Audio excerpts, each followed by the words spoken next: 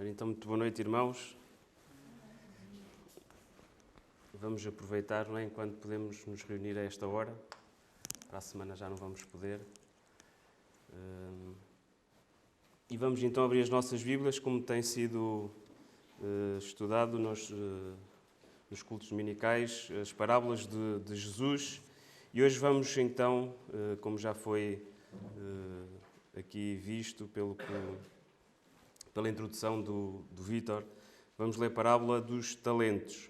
Uma parábola muito conhecida, certamente de muitos.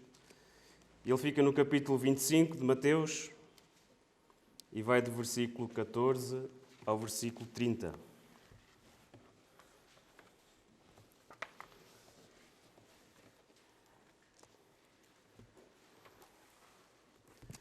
Mateus, capítulo 25, versículo 14 a 30.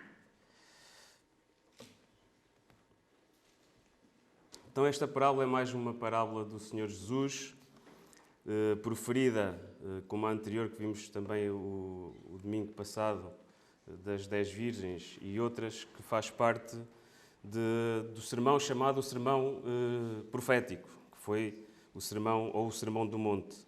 Alguns também lhe chamam o sermão escatológico porque fala na segunda vinda dele e no fim dos tempos.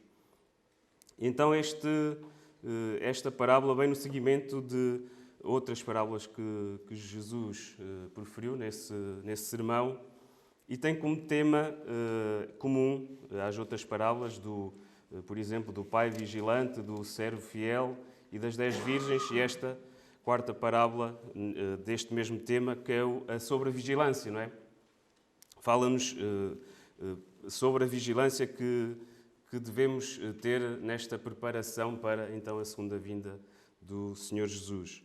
E vemos que o tema também passa pela imprevisibilidade dessa vinda e também como vemos na parábola do pai vigilante, no capítulo anterior, no versículo 42 a 44, que fala então nessa imprevisibilidade. Também na parábola a seguir, que fala do servo infiel, fala-nos também de que esta vigilância tem que ser mais que uma vigilância passiva, não é?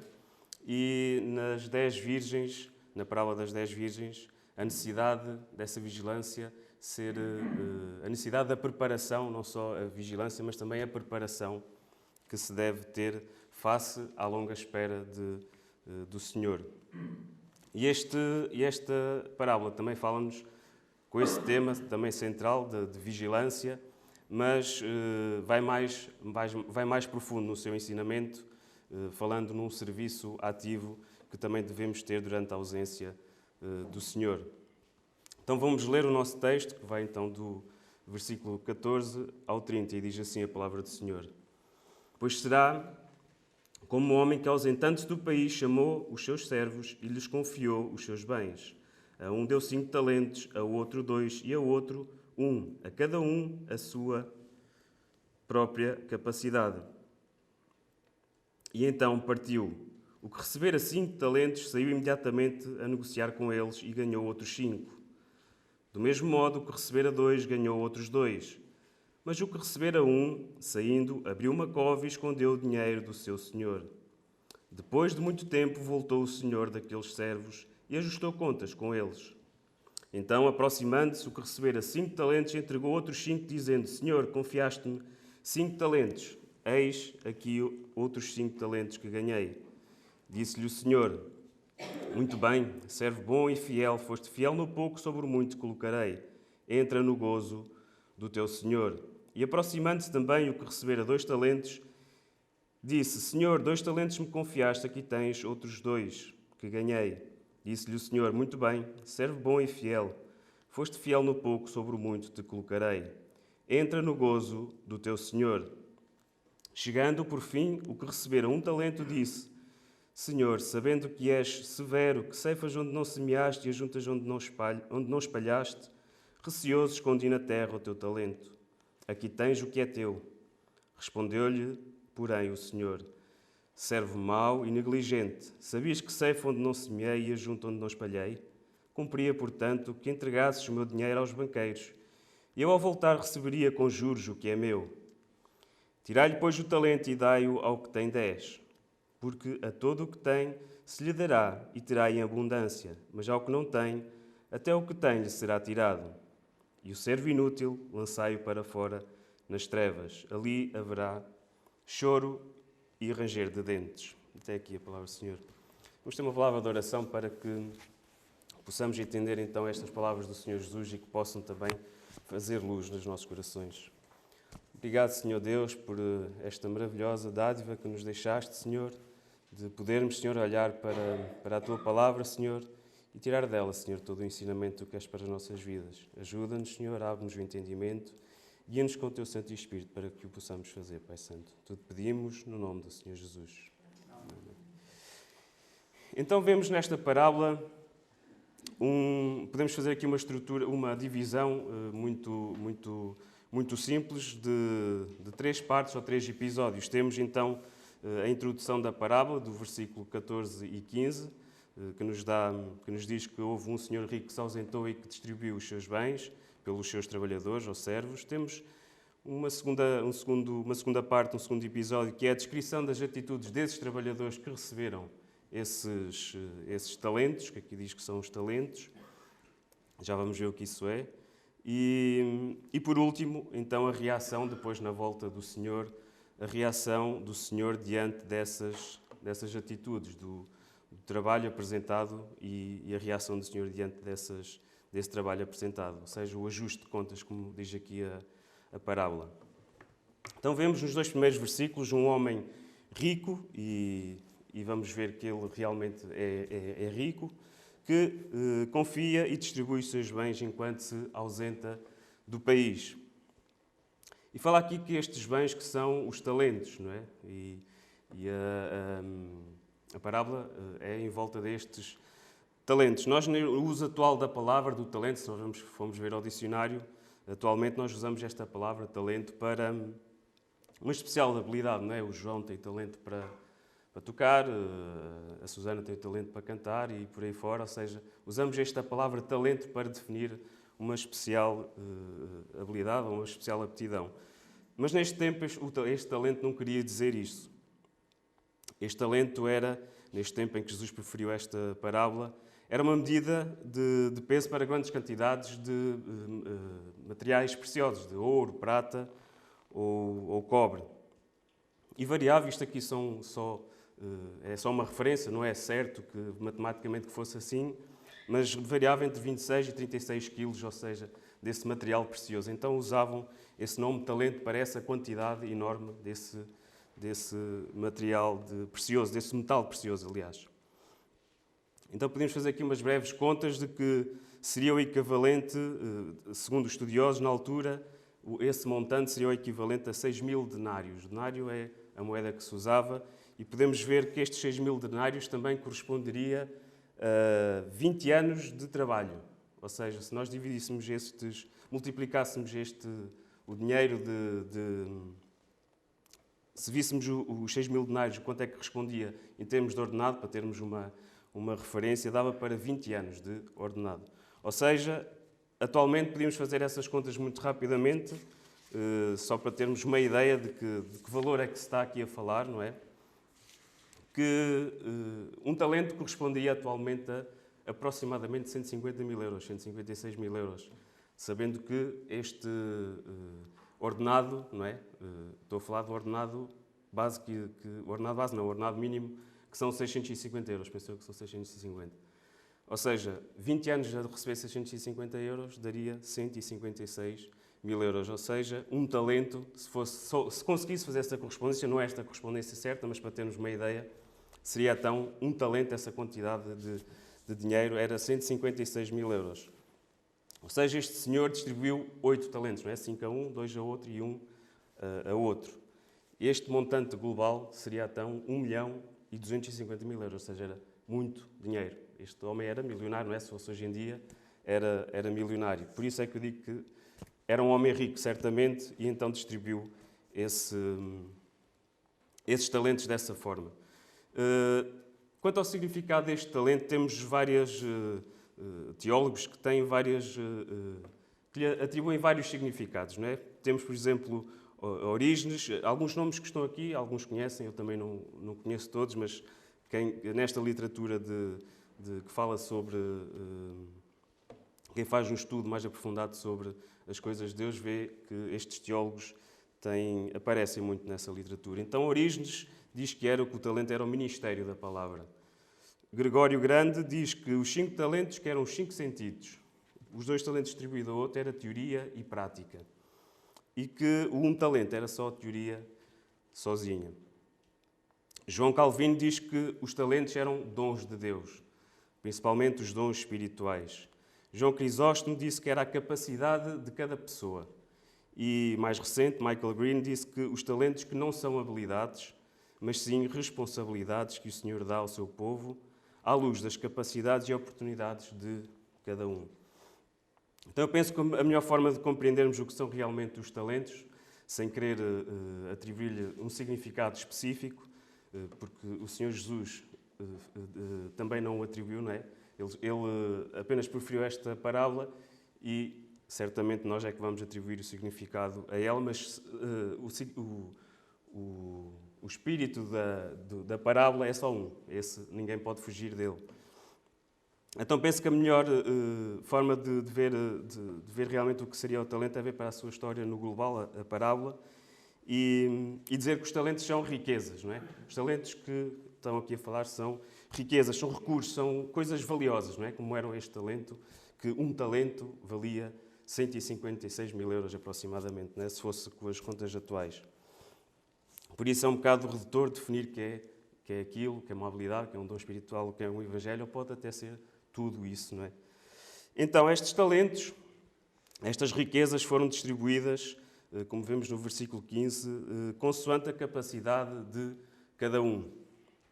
Os talentos são confiados segundo a avaliação do Senhor, aqui da parábola, da capacidade dos seus servos. O Senhor então avaliou a capacidade de cada um e distribuiu-os dessa forma. Deu 5 a um, 2 a outro e 1 a outro. Existe também uma ênfase nesta parábola que podemos reconhecer, que é o princípio de que é muito dado, dele será muito exigido, não é? Por isso é que ele avaliou a capacidade e achou que o que ia receber 5, que era o mais capaz, e por isso certamente exigiria mais dele do que o que recebeu 2 e do que recebeu 1. Por isso a quem muito é dado, dele será exigido. Então ausentou-se do país, partiu, saiu, por tempo indeterminado. E continuamos no verso 16 e 18. Verso 16 e 18 diz: o que recebera 5 talentos, saiu imediatamente a negociar com eles, e ganhou outros 5, do mesmo modo que o recebera 2, ganhou outros 2. Temos então,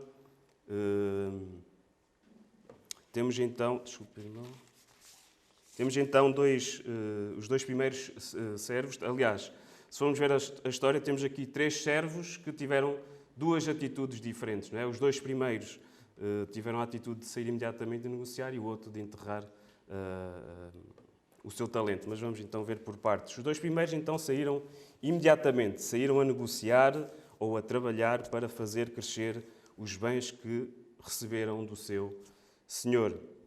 E este imediatamente é importante porque realmente demonstra a diligência deles, a prontidão deles em ir sem demora, assim que receberam esses talentos.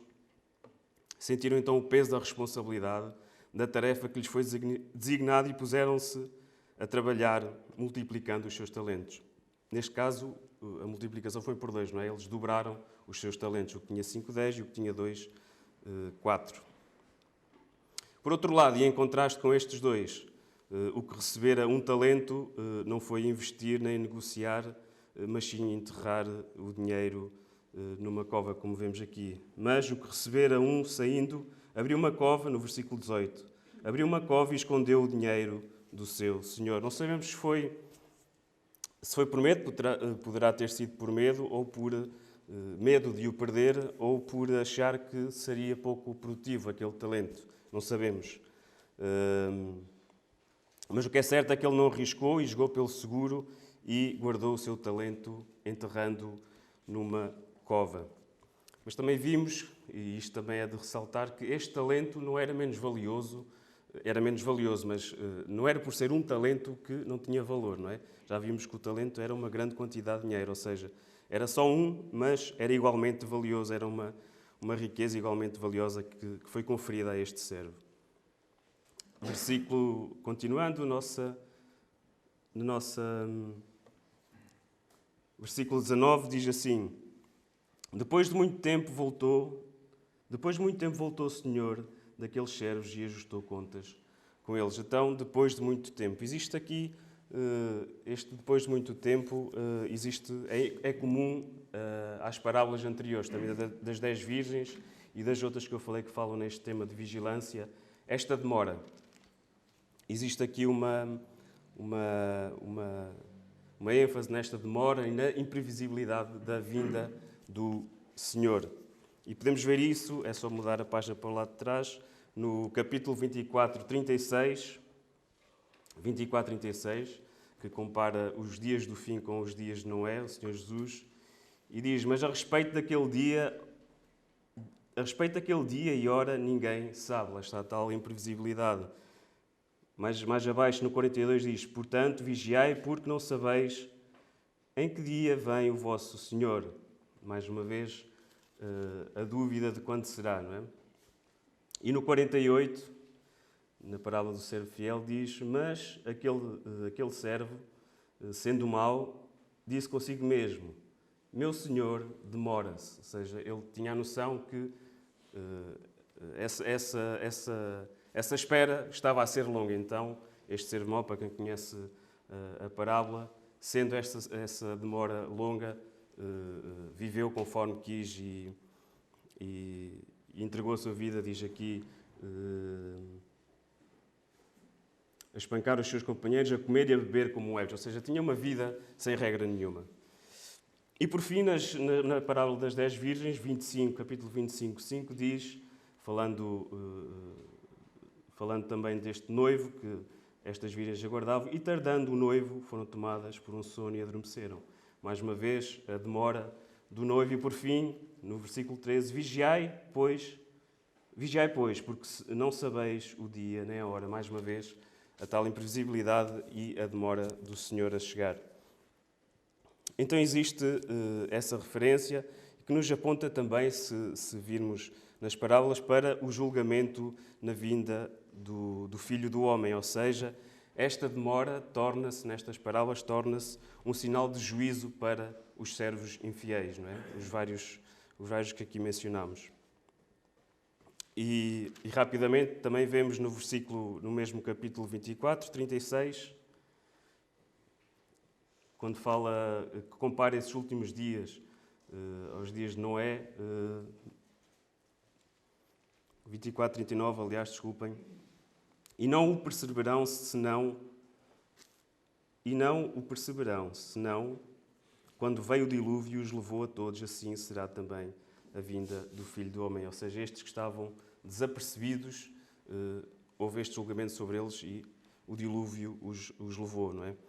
E de 24, 50, diz: Virá o Senhor daquele servo mau, em dia em que não espera e a hora que não sabe, e castigá-lo-á, lançando-lhe a sorte com os hipócritas. Ali haverá choro e ranger de dentes. Então vemos que esta demora para os servos infiéis, para os servos maus, vai ser também um sinal de julgamento. Podemos associar esta demora depois a esse julgamento que vai cair sobre esses servos infiéis. Então, voltando ao 6º versículo 19, diz: Depois de muito tempo voltou o Senhor naqueles servos e ajustou contas. Depois de muito tempo a tal demora e o ajuste de contas, o tal juízo da sua vinda. E avançando, versículo 20 e 23, aqui começam as boas notícias. Boas notícias primeiro, costuma ser assim ou não? Mas então aqui começam as notícias, são dadas as boas notícias. Os 2 primeiros servos são elogiados pelo empenho e principalmente pela sua fidelidade. Vamos ler. Então, aproximando-se o que recebera 5 talentos, entregou outros 5, dizendo: Senhor, confiaste-me 5 talentos, eis aqui outros 5 talentos que ganhei. E disse-lhe o Senhor: Muito bem, servo bom e fiel, foste fiel no pouco, sobre o muito te colocarei. E aproximando-se também o que recebera 2 talentos, disse: Senhor, 2 talentos me confiastes, outros 2 que ganhei. Disse-lhe o Senhor: muito bem, ser bom e fiel, foste fiel no pouco, sobre o muito te colocarei. Entra no gozo do teu Senhor. Eu não li esta parte, no último também diz a mesma coisa: entra no gozo do teu Senhor. Então temos os 2 primeiros servos que são elogiados pelo seu empenho e principalmente pela sua fidelidade, não é? Recebendo então como recompensa a participação da alegria ou do gozo do Senhor. Entra no gozo do teu Senhor, como diz no versículo 21 e 23. Vamos só aqui a João 15. João capítulo 15, Evangelho de João, segundo João, capítulo 15, versículo 11. E um bocadinho antes, aqui também, Jesus estava no seu ensinamento falando sobre vários temas, falando aqui sobre a produção de frutos, referindo-se à videira e aos seus ramos. Então, antes um bocadinho do 11, aqui no 15:2 diz: todo ramo que estando em mim, e não, é o Senhor Jesus a falar, todo ramo que estando em mim não der fruto, Ele corta, e todo que dá fruto limpa, para que produza mais fruto ainda. E mais à frente, no versículo 5, eu sou a videira, vós os ramos, quem permanece em mim e eu nele, esse dá muito fruto, porque sem mim nada podeis fazer. Se alguém não permanecer em mim, será lançado fora. E o 11, por fim, versículo 11, tenho-vos dito estas coisas para que o meu gozo esteja em vós e o vosso gozo seja completo. Ou seja, nós só entraremos no gozo do Senhor, como diz aqui, como vemos aqui também, se realmente dermos este fruto, não é? Se conseguirmos produzir, assim como estes servos conseguiram multiplicar o que lhes foi dado, as riquezas que lhes foi dadas, e entraram no gozo do Senhor, foi-lhes dada essa bênção, também nós, só produzindo e fazendo crescer o que Deus nos confia, é que entraremos no gozo do Senhor. Ainda em Apocalipse 19, eu leio, não precisam de abrir, 19:9, que também fala na segunda vinda do Senhor Jesus, e diz assim: então me falou um anjo, escreve, bem-aventurados aqueles que são chamados à ceia das bodas do Cordeiro. Então assim será para quem for bom e fiel, como estes 2 servos, e investir em trabalhar e der frutos na obra de Cristo. Tirar esta permissão, não é? Vai haver esta entrada e este gozo do seu Senhor nas bodas do Cordeiro, como vemos também em Apocalipse. Vemos ainda que o Senhor recompensa de igual forma estes 2 servos. Ali o que é avaliado na balança não é a quantidade conquistada, porque um conquistou 5 com os 5 e o outro conquistou 2 talentos, mas sim a fidelidade com que eles o fizeram. Então, tanto um como o outro tiveram as mesmas palavras ditas, proferidas pelo seu Senhor, e tiveram a mesma recompensa. Sabendo, porém, que ao que tem mais, é-lhe exigido mais, não é? Versículo 24, agora aparecem então as más notícias. Então vemos um terceiro servo, vamos ler, apresentar as suas contas. Chegando por fim, o que recebera 1 talento disse: Senhor, sabendo que és homem severo, que ceifas onde não semeaste e ajuntas onde não espalhaste, receoso escondi na terra o teu talento, aqui tens o que é teu. Então vemos este terceiro servo que começa com uma acusação ao seu senhor, dizendo que ele é severo, como que o Senhor o tivesse posto a ele, o servo, numa posição crítica ou desvantagem por lhe dar um talento, não é? Só um talento. E ele, com certeza, com medo, não é? Porque se tivesse ganho ou produzido alguma coisa, teria sido sempre pouco, não é? Em relação aos outros, teria sido pouca coisa, não é? Porque com aquele talento só, certamente não ia fazer os 5 que recebeu 5 fez. Então, e até podia, ao investir esse talento, perder tudo. Então, com medo, não é? Com medo de ficar sujeito à ira do seu senhor, não é? Este é o argumento dele. Receoso, então escondi o talento. Aqui tens o que tu me deste. Então, com medo, guardei o teu talento, aqui tens o que é teu. À primeira vista, não é? À primeira observação, aos nossos olhos, não é? Vemos que ele não estaria a fazer nada de mal ou de errado, porque, visto ele não ter ganho nem ter perdido, ele não ganhou nem perdeu, apenas guardou aquele talento. Nós até podíamos se calhar, ver que ele até podia ser elogiado, não é? Pela sua prudência, ou excesso de prudência, excesso de zelo, mas que podia ser elogiado porque não perdeu, não é? Mas não, com esta atitude, o servo põe em causa o caráter do Senhor quando diz: ceifas onde não semeaste e ajuntas onde não espalhaste. Mas estas palavras, por sua vez, como vamos ver no versículo 26, voltam-se contra ele. E diz assim: respondendo-lhe, porém, o Senhor: servo mau e negligente, sabias que ceifas onde não semeei e ajunto onde não espalhei? Cumpria, portanto, entregasses o meu dinheiro aos banqueiros. E eu, ao voltar, receberia com juros o que é meu. Então estas mesmas palavras que o servo disse ao seu senhor, voltaram-se contra ele. E o Senhor reprova a sua ação usando duas palavras muito fortes: mau e negligente. Então este servo o que demonstrou foi a sua irresponsabilidade em relação às tarefas ou ao trabalho que deveria ter sido desempenhado com os bens ou com o talento que lhe foi confiado. E a sua atitude ainda piora quando tenta se justificar, não é? Com a severidade do possível julgamento do seu senhor. Senhor esse que faz uso desse mesmo argumento do servo para o condenar. Se pensavas assim, então devias ter feito assim. Ou seja, foi mesmo essas mesmas palavras voltaram-se contra o servo. E no verso 27, como já lemos, diz então isso mesmo: se assim fosse, era mais seguro então para o servo, se fosse como ele estava a dizer, era mais seguro para o servo pôr o dinheiro num sítio onde renderia alguma coisa e dessa forma não teria trabalho nenhum igualmente, só o poria, aqui fala, daria aos banqueiros e eu receberia o meu juro. Ou seja, era mais, se achas que eu era assim dessa maneira, se ceifo onde não semeei e se ajunto onde não espalhei, então devias ter feito mais qualquer coisa. O argumento do servo só demonstrou então a sua irresponsabilidade e a sua negligência. Então, nos versículos 28 e 29, lemos o Senhor deste servo dizendo: tirai-lhe, pois, o talento e dai-o ao que tem 10.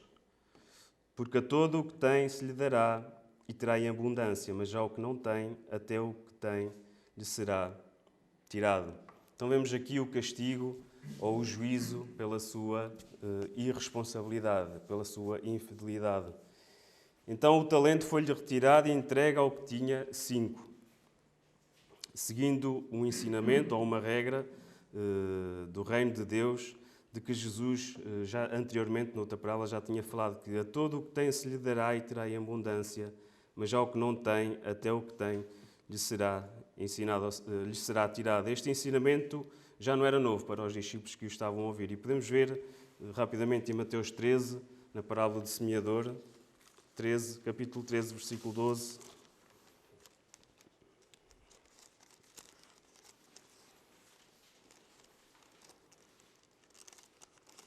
Podia ter marcado.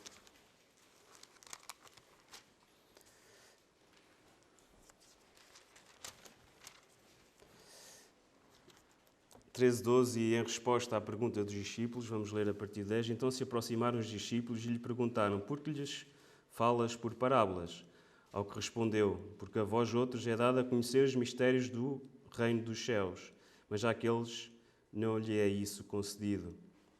Versículo 12: pois ao que tem se lhe dará e terá em abundância, mas ao que não tem, até o que tem lhe será tirado. Ou seja, este conceito de que aquele que recebe e que faz e que percebe, a esse é-lhe atribuído muito. Não é? Ele estava a falar em relação aos que não acataram o seu ensinamento, não é?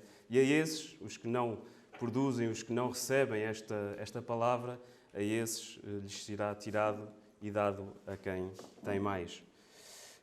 Então, no versículo 30, e por último, vem então a condenação interna, podemos assim dizer. E diz assim: e o servo inútil lançai-o para fora nas trevas. Ali haverá choro e ranger de dentes. O mau servo é chamado aqui de inútil, pois falhou no que diz respeito ao fazer o bem e em usar o que o Senhor lhe confiou.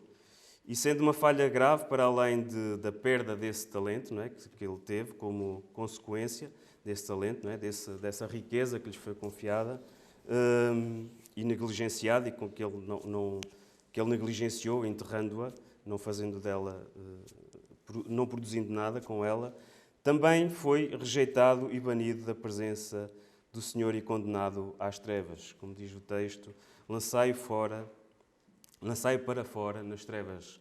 E sabemos que aqui estas trevas será a condenação eterna. Então, em jeito de conclusão final, temos os dois servos que tiveram rendimento, digamos assim, que foi-lhes chamado de bons e fiéis, no versículo 21 e 23. Mas ao servo que não fez nada, ou seja, que não perdeu e nem ganhou, foi chamado de mau e negligente, como vemos no versículo 26. E é este servo que não fez nada, pelo facto de não fazer nada, não o torna num servo comum ou inferior, que poderíamos dizer, coitadinho, que não foi capaz, não é? Porque tinha só um, ou só lhe foi atribuído um, mas sim foi-lhe imputado culpa e foi chamado de servo infiel. Podemos então concluir que o ponto central da parábola é um alerta para o serviço ativo, ao contrário de uma espera passiva como a deste servo mau e inútil. Então não podemos ficar estáticos, devemos entender a nossa natureza de servos e o compromisso de melhorar o que Deus nos confiou. Um autor, Henry Alford, acerca da parábola das 10 virgens e desta, diz assim: as virgens insensatas falharam por pensar que a sua parte era muito fácil. E o servo mau por pensar que a sua tarefa é muito difícil. Aquelas 5 virgens insensatas, que, como as outras, não é, caíram no sono com as suas lâmpadas, mas 5 delas foram preparadas. E as outras, pensando que era só a espera, esqueceram-se de levar o azeite, ou seja, foram imprudentes. A sua insensatez foi por pensar que a tarefa delas era fácil. Ao contrário deste mau servo que não saiu a trabalhar, pelo contrário, recebeu e enterrou o seu talento por pensar que essa tarefa seria muito difícil. Então a parábola, mais uma vez, esta parábola insiste que a vigilância que deve marcar todos os discípulos de Jesus não leva à passividade, não pode ser uma espera passiva, mas leva-nos a cumprir a sua obrigação, a trabalhar, a fazer crescer e desenvolver os recursos que Deus nos confiou. Neste caso, esses recursos eram estes talentos. Até que, depois de muito tempo, o Senhor volte e acerte contas e possamos ouvir a voz dele dizendo, como foi dito a estes 2 servos bons e fiéis: vem, entra no gozo do teu Senhor. E para terminar, só algumas lições ou aplicações que podemos tirar aqui deste texto. Então, os talentos, o talento é entre aspas, quer dizer muito mais que isto, não é? Que estes talentos, sabemos estas riquezas, não é? Os talentos são distribuídos a todos, como vemos no versículo 14. Não há ninguém a quem não lhe seja distribuído uma riqueza, um talento, um recurso, um dom espiritual, uma habilidade, o que seja, não é? Não vamos definir o talento como sendo... Vamos definir o talento como sendo uma riqueza, um bem que Deus nos confia. Então, os talentos são distribuídos a todos, sem exceção. Cada um recebe de acordo com a sua capacidade, como vemos no versículo 15. Deus não exige nada que não consigamos fazer. Sabendo, que a quem muito é dado, muito será exigido. As aptidões ou as capacidades, como queiramos chamar, de cada um, são variadas e são distintas. Não recebemos todos as mesmas nem na mesma proporção, como também vimos. Todos então recebemos recursos e esses recursos precisam ser trabalhados e desenvolvidos. Não podemos enterrar nossos talentos. Na obra de Deus todos temos trabalho a desempenhar. Não podemos ser um membro do corpo inativo. Os talentos distribuídos que são trabalhados, como vemos no versículo 21 e 23, são recompensados. Os servos bons e fiéis não só serão elogiados, como terão acesso a uma riqueza incomparavelmente maior e eterna. Entrarão na presença do gozo do Senhor, como vemos em Apocalipse 19. Bem-aventurados os chamados para as bodas do Cordeiro. E por último, a nossa recompensa não é material, mas sim espiritual. Ela pode ser material também, mas acima de tudo a nossa recompensa é espiritual. A nossa riqueza não é terrena, mas celestial. Em suma, esta parábola diz respeito ao quanto somos fiéis em cumprir as ordens e os mandamentos do Senhor e ser ativo na sua obra, ou seja, se somos realmente discípulos de Cristo ou não. Que a palavra de Deus nos possa abençoar.